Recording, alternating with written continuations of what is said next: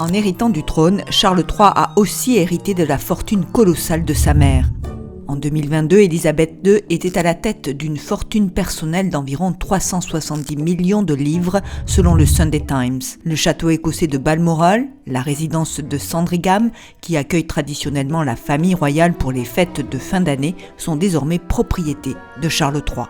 Les résidences royales, le palais de Buckingham et le château de Windsor restant propriété de l'État. À cela s'ajoute un portefeuille d'actions, une collection de timbres estimée à 100 millions de livres, ainsi qu'une écurie de chevaux de course.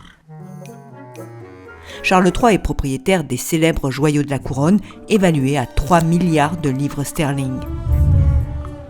En devenant roi, Charles, dont la fortune personnelle est d'environ 87 millions de livres sterling, a hérité du duché de Lancaster, propriété de la royauté depuis le Moyen-Âge. Les profits des terres agricoles, des biens immobiliers et propriétés commerciales qui y sont implantés génèrent environ 24 millions de livres par an. Charles III n'a payé aucun frais de succession en vertu d'une loi datant de 1993 censée maintenir le patrimoine en cas de décès successifs de monarques sur de courtes périodes.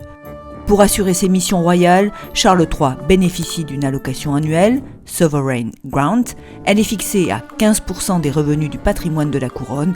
Pour 2021-2022, elle était de près de 52 millions de livres sterling.